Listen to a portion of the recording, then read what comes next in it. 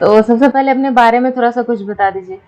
मेरा नाम रोशन कुमार है और मैंने अभी इंजीनियरिंग किया है। Complete engineering Maharaja Agrasen institute of technology जो दिल्ली में है, आईटी यूनिवर्सिटी के अंडर में आता है। वहाँ से इंजीनियरिंग किया है और उसके बाद फिर इंजीनियरिंग के बाद एक जॉब मिली थी, लेकिन वो चाहिए नहीं थी मेरे को। तो फिर मैंने उसको ड्रॉप किया। देखा कि बैंकिंग जो सेक्टर है उसमें जो फ्रीक्वेंसी है जॉब की वो भी जल्दी जल्दी है, और जो पेमेंट है वो भी अच्छा है। ऑलमोस्ट सब कुछ ठीक लगा, जो जॉब कल्चर था वो भी वैसे ही लगा, ठीक ठाक लगा मेरे को। तो फिर मैंने उसी का प्रिपरेशन स्टार्ट किया 2020 में। तो 2020 में तो मेरे से एक भी प्री नहीं निकले थे, कुछ भी नहीं निकला था। सब माइनर माइनर 0.25 0.5 से सब कुछ चला गया था, कुछ भी नहीं निकला था। फिर मैंने 21 में फिर से स्टार्ट किया वो चीज़, और फिर 21 में सारे प्री निकले। लेकिन एसबीआई को छोड़ के ना एसबीआई क्लर्क निकला ना एसबीआई पीओ निकला, बाकी सारे प्री निकले। और फिर आरआरबी क्लर्क मेंस निकला और अभी आईबीपीएस पीओ मेंस निकला। ये आपको कौन-सा अटेम्प्ट था आईबीपीएस पीओ के लिए? अगर मेंस की बात करें तो मेंस तो फर्स्ट अटेम्प्ट था, और प्रीलिम्स तो दूसरा अटेम्प्ट था। पिछली बार तो क्लियर हो नहीं पाया था। आपका परफॉर्मेंस शुरू करने से पहले के बारे में आप बताइए थोड़ा-सा कि टॉपर साइड में थे या फिर एवरेज टाइप थे या बिलो एवरेज थे? क्योंकि बहुत सारे कैंडिडेट का ये रहता है कि मैम हम लोग बिलो एवरेज हैं, हमसे क्या ही होगा। उसमें एवरेज बिलो एवरेज का केस मेरे को समझ में नहीं आता, वो क्या होता है। उसमें तो नॉर्मल होता है ना, सब जो मेहनत करते हैं वो आगे बढ़ जाते हैं, चाहे एवरेज रहे या बिलो एवरेज रहे, क्या फर्क पड़ता है उससे। वो तो सब जब बैंक का प्रिपरेशन स्टार्ट करते हैं तो सभी एक ही लेवल पे होते हैं। उसके जब बाद आप जो उसकी शुरुआत जैसी कर रहे हैं प्रिपरेशन। दूसरे फील्ड की तो आप सब एक लेवल पे हैं, आपका हाँ, बैकग्राउंड एक ही यहाँ कोई लेवल पे मैटर है। नहीं करता नहीं, है क्या ना? मैटर करेगा। मेरे मैं तो इंजीनियरिंग बैकग्राउंड में था, ठीक है मैथमेटिक्स में थोड़ा सा बैकग्राउंड था, बट वो इंजीनियरिंग का मैथ्स और ये वाला मैथ्स बहुत डिफरेंस है। और टेंथ तो डिफरेंट है। सबने किया है, तो सिलेबस तो टेंथ वाला ही है। टेंथ तो सबने एग्जैक्टली किया है। आप बताएं कि 2020-21 का फेलियर आप कैसे हैंडल कर रहे थे, क्योंकि ये फेलियर सबसे बड़ा स्ट्रगल का पार्ट यही फेलियर को हैंडल करना होता है कि आप जब फेल हो रहे हो तो फिर वापस से कैसे खड़े होके उसके लिए फाइट कर रहे हो। ठीक है, थोड़ा सा बुरा लगता है, बट पता तो है ना कि निकल ही जाएगा पेपर। आज नहीं तो कल तो निकल ही गया। आज ठीक है, नहीं हुआ, क्या प्रॉब्लम है, कल निकलेगा। निकलना तो है ही, क्योंकि मेहनत तो कर रहे हैं। तो नहीं निकलने का तो सवाल ही नहीं उठता था। निकलना तो है, वो तो पता है, वो कांस्टेंट है कि निकल जाएगा।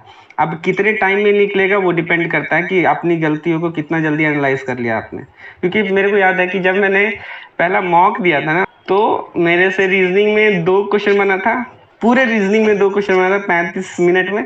उसमें प्रिपेयर कर लिया था मैंने, फिर भी प्रिपेयर कर लिया था तब, ऑलमोस्ट पढ़ रहा था तब।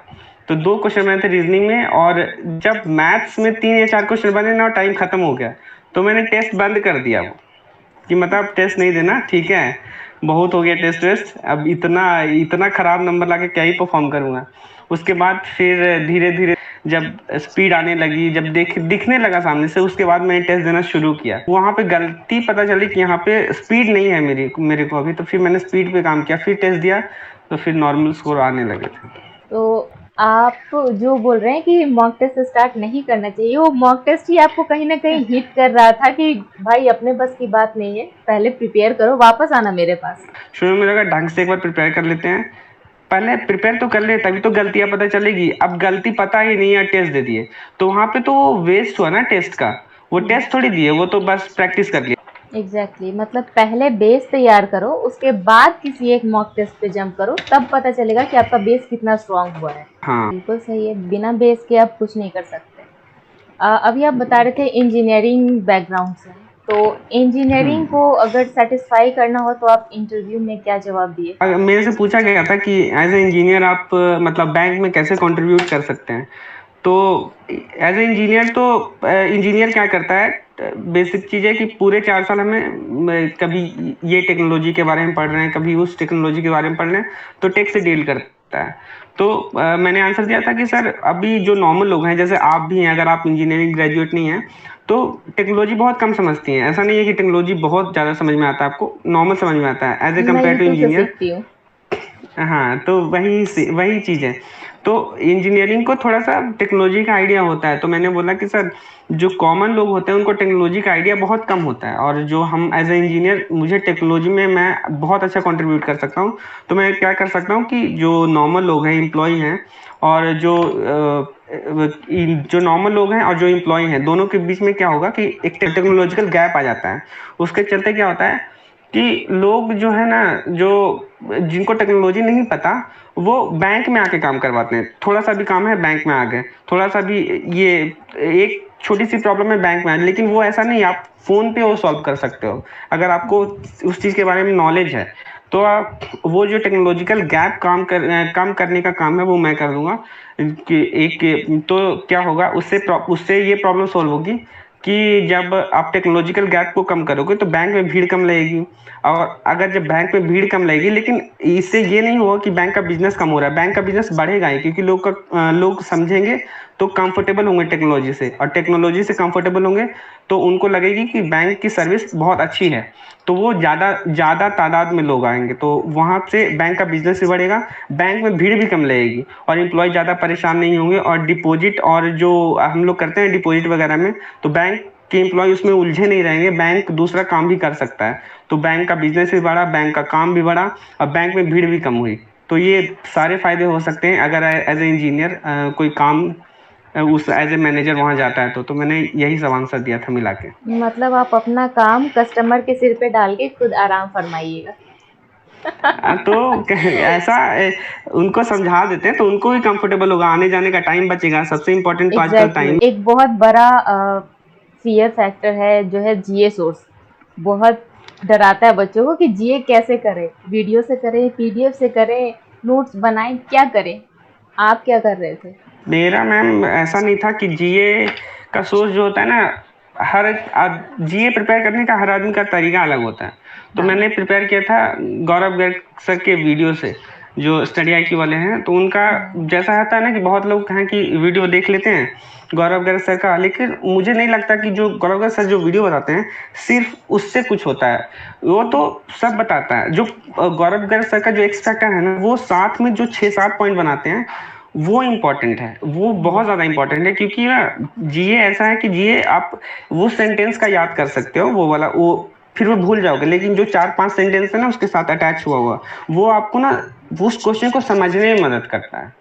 और उससे वो है कि पूरा आपको वो क्वेश्चन एकदम अच्छे से याद हो जाता है। और ऐसा गौरव गर्ग सर का 1 महीने का पढ़ने के से मेरे को लगता है 2 से 3 महीने क्लियर हो जाते हैं, क्योंकि वो ऑलमोस्ट वो क्लियर करके चलते हैं।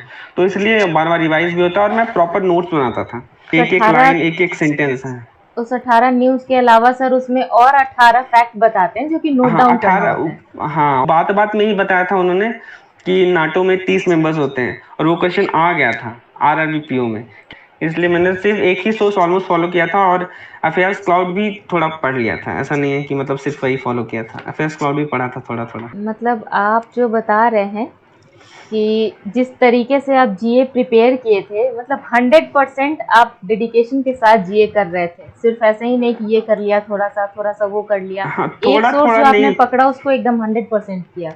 हाँ थोड़ा थोड़ा से नहीं होने वाला। मॉक टेस्ट की आपकी स्ट्रैटेजी कैसी रही? कैसे आप मॉक अटेम्प्ट करते थे? शुरुआत कैसे किए आप? प्रीलिम्स का मॉक टेस्ट, मेंस का मॉक टेस्ट, अभी बहुत सारा नोटिफिकेशन आने वाला है। बच्चे कंफ्यूज होंगे, इसका मॉक टेस्ट दें, प्री का दें, मेंस का दें, कौन सा मॉक टेस्ट दें कि मेरा सारा तैयार हो जाए। आप क्या करते थे ऐसे सिचुएशन मॉक में? अभी तो प्री का मॉक एक एक दे दो आप, अल्टरनेट डे पे एक जब एग्जाम बहुत दूर है, अभी 2 महीना एग्जाम में, 1 महीना एग्जाम में, तो अल्टरनेट डे पे एक प्री का मॉक दे दो। और मेंस का मॉक हफ्ते में एक आध दे दो, बहुत है। मतलब उतना एनालाइज करते करते आपका पूरा हफ्ता निकल जाएगा, और अच्छे से प्रिपरेशन भी हो जाएगी। जरूरत ही नहीं है कि आप एकदम बहुत सारा मॉक देने का जरूरत है, प्रीलिम्स का जरूरत ही नहीं है। आपका बस 1-2 एग्जाम निकलना चाहिए। 1-2 एग्जाम आप शुरू में निकाल लोगे ना, तो प्री का तो आपको पता चल जाएगा कि प्री बहुत बड़ी चीज नहीं है। प्री हम 7-8-10 दिन में भी निकाल सकते हैं, बहुत है तो 10 दिन अच्छे से मॉक दे दिया, निकल जाएगा। जो मेन फोकस है ना वो मेंस। प्री से क्या होगा, 0.5 से सिलेक्शन लीजिए, क्या फर्क पड़ता है, किसी को कोई फर्क नहीं पड़ता। मेरा प्री में मार्क्स आया था आई थिंक आईयूपीएस पी में 62-63 मार्क्स आए थे। 50 कट ऑफ था, 12 मार्क्स वेस्ट ही हुए। 50 कट ऑफ था, 51 भी आ जाता मेरे को कोई दिक्कत नहीं है। वो जो 10 मार्क्स एक्स्ट्रा यहाँ थे, अगर मेंस में आते तो और ज़्यादा बेहतर रहता। तो वो इम्पोर्टेंट है। प्री में आप 35 से 35 ठीक है, कोशिश कीजिए, बट मेरे को इतना यूजफुल नहीं लगता है ये कि 35 से डिपेंड 35 करता आना है कि ज़रूरी है। क्वेश्चन का लेवल कैसा है। अगर क्वेश्चन का लेवल वैसा है हाँ कि आप 35 में 35 कर सकते हैं तो डेफिनेटली कीजिए, लेकिन उसके लिए स्ट्रेस हाँ मत लीजिए कि मेरा 35 क्यों नहीं हुआ। मतलब अल्टीमेटली यही है कि आप अपना बेसिक प्रिपेयर करो, मॉक टेस्ट हाँ देते रहो ऑल्टरनेटिवली, लेकिन प्रीलिम्स के एक सप्ताह पहले आप बहुत सारे मॉक टेस्ट दो ताकि आपका स्पीड वो बना रहे। हाँ, NIACL हाँ वो था उस दिन। जो RRB क्लर्क मेंस का जो मेरा पेपर था उसका जस्ट एक दिन पहले वो था। मैंने RRB क्लर्क मेंस की तैयारी कर रखी थी और मेरे को लगा था कि मैं RRB क्लर्क मेंस तो कर ही रहा हूँ, थोड़ा सा हाई लेवल ही कर रहा हूँ, तो वहां पे जाके तो एकदम झंडे हुआ। ऐसा कुछ हुआ नहीं वहां पे इतनी खराब मतलब मेरी परफॉर्मेंस थी। मैं आई थिंक 35 क्वेश्चन जो रीजनिंग के थे वहां पे 15-20 अटेम्प्ट कर पाया बस। स्पीड ऐसा लगा कि हाथ वहां पे जम गया, क्योंकि जो जब मेल से क्वेश्चन करते हैं तो अपने आप ऑटोमेटिकली स्पीड थोड़ी कम हो जाती है। कम हो जाती है। मतलब होनी ही है, क्योंकि अगर उसमें टाइम ज्यादा लग रहा है, आप सोच ज्यादा रहे हो, तो हाथ चलाने की जो टेंडेंसी है ना वो थोड़ी कम हो जाती है। तो कम हो इसलिए मेरा जाती है। पेपर बहुत खराब हुआ। हाँ, दो इंसिडेंट हुए थे उस दिन। एक मेरे बगल में एक मैम बैठी थी, उनका ना वो RRBPO दे के आ रहे थे, तो वो उन्होंने 100 अटेम्प्ट किया था RRBPO में, और उनका सिलेक्शन हो गया था, और मैंने 112 अटेम्प्ट किए थे और मेरा सिलेक्शन नहीं हुआ था। तो उस समय मैंने डिसाइड किया कि आज का जो पेपर अभी दे रहा हूँ ना, उसमें मेरे को जितना सवाल आएगा उतना उतना ही ही करूंगा, देना है। उसके अलावा एक शब्द नहीं करूंगा। चाहे कितना भी कम अटेम्प्ट हो, कितना भी ज्यादा अटेम्प्ट हो, मैटर ही नहीं करता है। अगर इनका 100 अटेम्प्ट में हो सकता है तो अभी एकदम एक्यूरेट ही करूंगा। तो उस पेपर में मैंने सबसे एक्यूरेटली उस पेपर में मैंने छुड़ाया था, और वो पेपर निकल गया मेरा बाद में। 135 अटेम्प्ट में ही निकला, लेकिन निकल गया सिर्फ एक्यूरेसी के कारण। ये मेल से बहुत बहुत मैटर करता है। मैटर करता है एक्यूरेसी, क्योंकि अगर आप अटेम्प्ट 100 के बजाय 80 कर रहे हो फिर भी आपका सिलेक्शन होगा। लोग 150 कर रहे हैं उनका नहीं हाँ, हो रहा है। तो एक्यूरेसी मैटर नहीं करता है। वो सिर्फ 170 अटेम्प्ट किए थे लोग, और मैं डर गया था वो सुन के। 170 अटेम्प्ट कैसे कोई कर सकता। हमेशा एकदम अपने जो अटेम्प्ट है उस पे आप एकदम कायम रहिए कि आपको जो आता है उतना ही बनाना है। ठीक है, आप बगल वाला 10 क्वेश्चन ज्यादा बना रहा है, कोई फर्क नहीं पड़ता। आपको जितना आता है उतना अटेम्प्ट करिए, आप होगा सिलेक्शन। बगल वाले को कॉम्पिटिट मत कीजिए, एक्यूरेसी आप अपना बना के चलिए, सिलेक्शन तो हो जाएगा। कुछ पॉजिटिव अपने इस चैनल के बारे में, आप कब से जुड़े हैं और आपको इसमें सबसे अच्छा क्या लगता है, क्या सीखे हैं यहाँ से, ऐसा कोई एक पॉइंट जो आपको अच्छा लगा हो? इसमें मेरे को अच्छा लगता है कि आप ठीक है, आप पेपर दे के आके छोड़िए, आप हो गया खत्म। पेपर जितना देना था आप दे दिए, आप आके घर में टेंशन ले रहे हो वो आप बताते हैं, तो वो मेरे को ठीक लगता है कि आप क्या करना, आप तो पेपर दे दिया, आप खत्म हो गया वो। जितना जितना देर टेंशन रहना था अब हो गया, अब आप चिल करिए, आप एंजॉय करिए, अब आगे होगा, रिजल्ट होगा, देखा जाएगा। अभी इसी में हुआ था जो मेरा IBPS PO के जो मार्क्स थे वो 4 नंबर ज्यादा था मेंस के स्कोर से, बस 4 नंबर ज्यादा। मैंने ना कम से कम ना 50 वीडियो देखे होंगे कि आपका सिलेक्शन नहीं होगा। जो भी बात करे, अगर आपका नंबर 7 नंबर 8 नंबर जाता है, तब आप और उसके बाद आपका इंटरव्यू अच्छा गया तब आपका सिलेक्शन हो सकता है। कोई भी बात करे तो 6 नंबर 7 नंबर, मैंने कहा एक बात 2-4 नंबर वाले की भी सोचो, उसको भी है, वो भी है, मतलब 2-4 नंबर ज्यादा भी लोगों के आए हैं, उसके बारे में कोई बात ही नहीं करता था कि 4 नंबर ज्यादा हैं। तो आइडिया ही नहीं लग पा रहा था कि मतलब सिलेक्शन होगा नहीं होगा।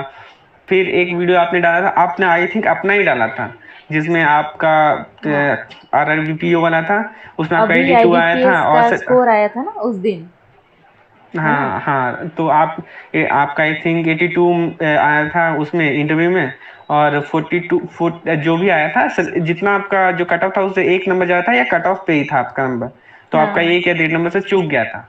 तो फिर मैंने सोचा कि अगर ठीक है, इनका तो कट ऑफ पे था फिर भी 1-1.5 नंबर से चूका, मैं तो कट ऑफ से 4 नंबर ज्यादा है। ज्यादा ठीक है। है, तो वो 4 नंबर एक्स्ट्रा है मेरे पास, और इंटरव्यू दे के आए हैं, तो इंटरव्यू तो मेरे हिसाब से अच्छा ही गया था। इंटरव्यू के पहले आपसे एक दिन पहले थोड़ा सा वो बात भी किया था मैंने उस चीज के बारे में, इंटरव्यू के बारे में। तो सारी चीजें मतलब right place at the right time वाला कहानी हो गया, और सिलेक्शन हो गया, बस मैं यही बोल रहा हूँ अभी कि सही टाइम पे लोग सही लोगों से कंसल्ट किया, सही लोगों के क्या बोलते हैं सराउंडिंग में रहा, माहौल पॉजिटिव रखा, हो गया, 4 नंबर पे बहुत भी हो बड़ी गया बात सिलेक्शन। होती है ना, जब आप प्रिपरेशन कर रहे हो तो मेंटल आपका थॉट भी पॉजिटिव होना चाहिए कि जो हम कर रहे हैं वो कर लेंगे। और जब तक आप हाँ, प्रिपेयर कर रहे हो तब तक पॉजिटिव हो। जब आप पेपर दे के आ गए तो आपके हाथ से वो चीज़ निकल गया तो उसके लिए परेशान होके क्या फ़ायदा है? कोई फ़ायदा नहीं है। उसको पर जब परेशान बोलते हैं ना बहुत कि होता ना व्हाट पहले, गोज़ उसके बाद अराउंड थोड़ा शांत हुआ। व्हाट गोज़ अराउंड कम्स हाँ, अराउंड। तो आप थ्रो कर रहे हो नेगेटिविटी तो रिज़ल्ट भी नेगेटिव आएगा। आपने पेपर हाँ। दिया, उसको ब्लेसिंग्स दीजिए कि आप जाओ अच्छा रिज़ल्ट लेके आना। बहुत बार ऐसा देखा कि हो हुँ। जाता है। चलिए थैंक अब यू बीच इसके लिए। मतलब शुरू में तो नहीं लग रहा था, मेरा 4 नंबर लग रहा था, तो मैं फील नहीं कर पा रहा था इतने दिन यार। ये पर बहुत टेंस वाला माहौल होता है ना 1-2 दिन। 4 नंबर हैं, और तो 4 नंबर में लगता है, कभी लगता है कि इंटरव्यू तो मेरा अच्छा गया तो हो जाएगा, फिर लगता है 4 ही नंबर हैं, मतलब इंटरव्यू तो बहुत अच्छा आना पड़ेगा। लेकिन जब रिजल्ट आता है तो मैंने 3-4 बार रिजल्ट देखा, मतलब आई एक एक बार तो पढ़ा अच्छे से कि हाँ सब रिजर्व लिस्ट वगैरह तो नहीं लिखा ना, फिर देखा कि नहीं लास्ट में बैंक लिखा हुआ है, तो मैंने सोचा हाँ अब बैंक मिल गया है तो अलॉट हो गया। तो अब मैं खुश है। शांत शांत ही था अभी इतने दिन से। हाँ, 2 दिन से थोड़ा हाँ, टेंस रहता है माहौल। एक डिफरेंस ऑनलाइन और ऑफलाइन स्टडी को कैसे देखते हैं आप? हम्म। ऑनलाइन को फेवर करते हैं, ऑफलाइन को करते हैं? आपके लिए कौन सा अच्छा है? मैंने सारा प्रिपेयर किया ऑनलाइन ही, मतलब सब कुछ पढ़ा, अनअकैडमी वगैरह से पढ़ा था, तो सब कुछ ऑनलाइन ही पढ़ा मैंने। लेकिन अब अनअकैडमी से और बहुत यूट्यूब से अलग अलग जगह से मैंने पढ़ा था, तो सब कुछ ऑनलाइन ही पढ़ा, लेकिन ऑफलाइन तो हमेशा बेटर रहेगा। वो मतलब वो उसका केस नहीं है, ऑफलाइन हमेशा बेटर है। ऑनलाइन में ना आपको कंपटीशन का अंदाजा खुद लगाना पड़ेगा कि है कितना कंपटीशन। ऑफलाइन में ना क्या होता है कि थोड़ा आप लोगों को देखते हो, आसपास कंपटीशन देखते हो को, तो थोड़ा मोटिवेशन और ज़्यादा आता है कि मतलब वो पढ़ रहा है यार, हम ऐसे ही बैठे हैं, वो वैसे सॉल्व कर लिया और साथ में ही तो पढ़ा था, वो सॉल्व कर रहा है हम नहीं कर पा रहे हैं। और ऑनलाइन में ना आपको खुद को अंदाजा लगाना पड़ता है, तो अंदाजा लगाने का एक पैरामीटर भी है, आप टेस्ट सीरीज से अंदाजा लगाओ, कहीं नहीं तो हम्म, एक टेस्ट सीरीज तो है ही पैरामीटर, टेस्ट सीरीज से अंदाजा लगाओ। जब आप लाइव क्लास करते हो कभी, तो देखो कि जो आंसर आने की स्पीड है ना वो इम्पोर्टेंट, लेकिन वो भी है कि बहुत बार ना बहुत लोग बहुत प्रिपेयर्ड रहते हैं, तो उसमें भी डिमोटिवेट नहीं होना कि फटाक से आंसर कर देना, ऐसा कुछ नहीं है, ठीक है। हो सकता है जो लोग बहुत प्रिपेयर्ड होंगे मैथ्स में और रीजनिंग में कमजोर होंगे थोड़े, हम्म, तो ऐसा नहीं करना कि एक जगह बहुत प्रिपेयर्ड हो जाना, एक जगह खाली छोड़ देना, नहीं। आप सब में एवरेज भी रहोगे ना तो आपका सिलेक्शन हो जाएगा। चलेगा। और आप एक सब्जेक्ट में बहुत ज्यादा रहोगे और एक सब्जेक्ट में एकदम बहुत डाउन रहोगे तो सिलेक्शन नहीं होगा। आप सब सब्जेक्ट को मेंटेन करने की कोशिश करो, एकदम डेफिनेटली होगा सिलेक्शन, मतलब होना ही है सिलेक्शन कभी। और जो प्रिपेयर कर रहे हैं वो उनको बोल रहा हूँ कि मतलब हड़बड़ाइए नहीं, हो जाएगा सिलेक्शन, तो वो है, वो कांस्टेंट है कि आपका होना ही है सिलेक्शन। इम्पोर्टेंट है कि आप मेहनत कितना कर रहे हैं, तो वो जो ड्यूरेशन है ना सिलेक्शन का वो कम करेगा। सिलेक्शन तो होना ही है, ऐसा थोड़ी है। अगर जो 11 लाख 10 लाख कंपटीशन है नहीं है एक्चुअल में कंपटीशन उतना, कंपटीशन तो वही है 20-25 हजार ही लोग कंपटीशन में है, बाकी सब तो ऐसे ही है, वो कंपटीशन ऐसे ही है। खुद से करिए कि कल आप कहाँ थे, आज कहाँ हैं। अगर आप ये चीज हाँ, इम्प्रूवमेंट अपने अंदर देख रहे हैं ना तो आपका सिलेक्शन तो फिक्स है। बस कांस्टेंट रहिए, सिलेक्शन तो कांस्टेंट है। कंसिस्टेंसी रखिए कि हाँ बढ़ते रहना है। हाँ, ये वही है अर्थमेटिक हमेशा। वाला भूत आपका कैसे भागा? अर्थमेटिक का डर। वो पहली बात ना, ये अथमेटिक का डर ना लोग, मेरे को लगता है कि लोगों को यूट्यूब से आया है। मैंने प्रिपेयर किया, मेरे को तो कोई डर नहीं था कभी अर्थमेटिक का। मेरे को तो और लगता था जब मैं शुरू किया था प्रिपरेशन कि यार इसमें तो बस यही सब आता है, SICI आता है, और यही छोटे छोटे टॉपिक्स आते हैं, ये तो कब का 10th में इतना पढ़ रखा है, ये सब कैसे नहीं बनेगा। फिर जब यहाँ पे देखा, जब यूट्यूब पे देखा तो लोगों को यही डर है कि अर्थमेटिक आ रहा है। ये डर नहीं है, ये तो 10th में पढ़ा ही है आपने, तो मतलब डर क्यों रहे हो? डरने की कोई बात ही नहीं है इसमें।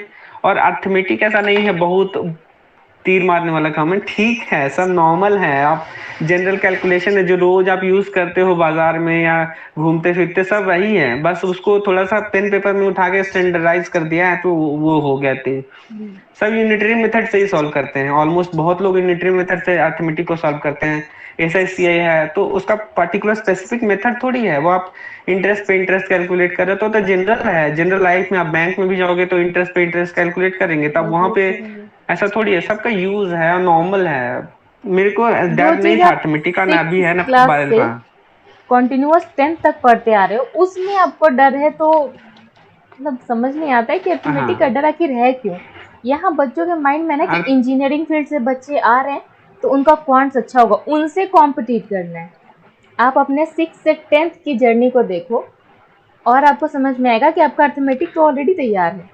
उस चीज़ को वापस और प्रैक्टिस में ले आओ। इंजीनियरिंग के जो फील्ड से बच्चे आ रहे हैं ना, वो कभी अर्थमेटिक नहीं पढ़े हैं। इसको हाँ, क्लियर करते हैं कि हमारे इंजीनियरिंग में फोरियर सीरीज, फोरियर ट्रांसफॉर्मेशन, ये सब एडवांस मैथमेटिक्स है। ये सब तो जरूरत भी नहीं है यहाँ पे।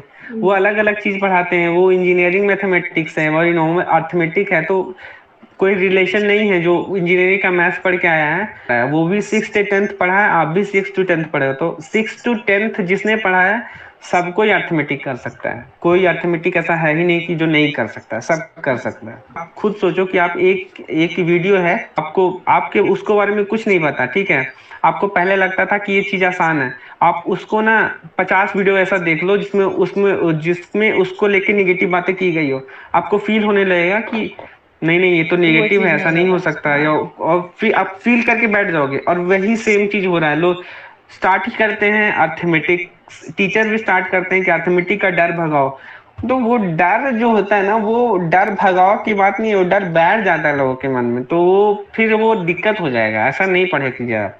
आपने 6 to 10th पढ़ाई की है, आप अच्छे से पढ़िए। अर्थमेटिक आता है आपको, 100% आता है। बस आपका जो प्रैक्टिस है, वो जो जर्नी आपने 6 to 10th कवर किया है, वो कहीं गैप हो गया है। आपका 12th हाँ 11 12 बस। 2 साल 3 साल का ग्रेजुएशन, 5 साल से आपने उसको देखा नहीं है। बस यही आपके अंदर डर उसका भर रहा है। देखा तो है, अभी सब्जी लाने जाते हो, ये सब करते हो, बैंक में जाते हो, काम करवाते हो, सब में तो अर्थमेटिक यूज हो ही रहा है। हो ही रहा है। मतलब ऑलमोस्ट सब में हो रहा है। आप तो चीजों को नॉर्मल ढंग से देखिए, लगेगा आपको कि डुएबल है। ऑब्जर्वेशन, आप हाँ, ऑब्जर्व कीजिए, ऑब्जर्वेशन अगर आप। आपने मोटर ऑन कर दिया है तो आपका टंकी कितनी देर में भर रहा है। अगर आप यहाँ से हाँ वो भी है। बिहार से यूपी जा रहे हो तो आपका कितने देर में आप ट्रेन से वहां पहुंच रहे हो, है ना। इन चीजें ऑब्जर्वेशन इंपॉर्टेंट है। आप अर्थमेटिक हर जगह है। डर डीआई कैसे आ और रहा है मेरे को पजल यही को समझ में आप नहीं कैसे। आया। डीआई में सबसे इम्पोर्टेंट क्या बोलूं मैं, डीआई में जो अप्रोच है ना वो मैटर करता है।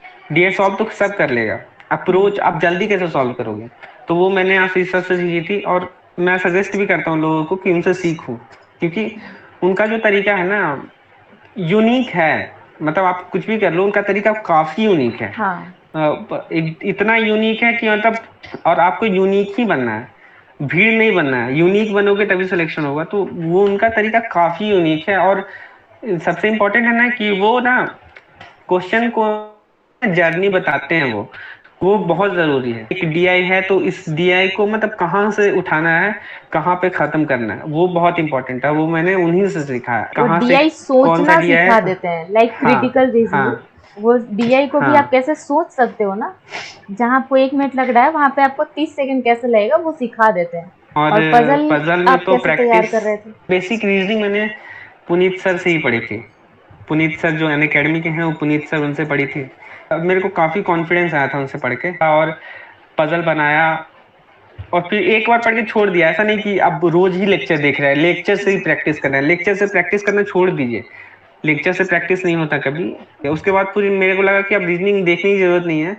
रीजनिंग, क्योंकि मैंने थोड़ा सा टाइम वेस्ट किया इसमें रीजनिंग देखने में, कि दोबारा मैंने रीजनिंग स्टार्ट किया। मैं कहा बात तो वही बता रहे हैं, स्पीड तो ऐसे बढ़ेगी नहीं मेरी।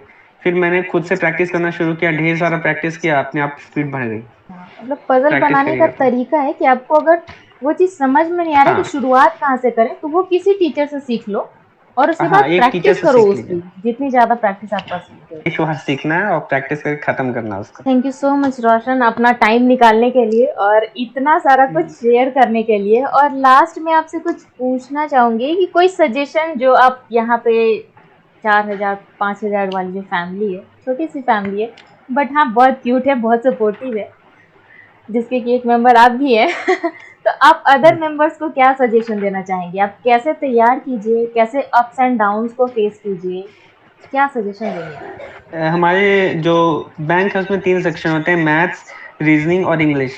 इंग्लिश ठीक है, आपका अच्छा है तो बहुत अच्छी बात है। और अगर अच्छा नहीं है तो बहुत अच्छा हो भी नहीं सकता है। ठीक है, ये मान लीजिए आप इंग्लिश बहुत अच्छा नहीं कर सकते हैं कि आपको 30 में 30 ही बनाना है, और ज़रूरी भी नहीं है। रीडिंग कीजिए, इम्प्रूव कीजिए इंग्लिश में। मैथ्स और रीजनिंग के कंपैरिजन में थोड़ा कम टाइम दीजिए, एक दो कॉलम पढ़ लीजिए।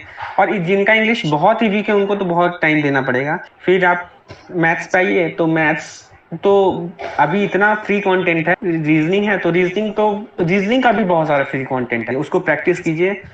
और वो सब नहीं तो सबसे इम्पोर्टेंट एक और सोर्स है बहुत इंपॉर्टेंट, गाइडली का जो पीडीएफ है, वो उससे भी मैंने उससे उसको वो तो मैंने बहुत बातें पता चला, तब मैंने लिया था, उससे प्रैक्टिस भी किया है मैंने।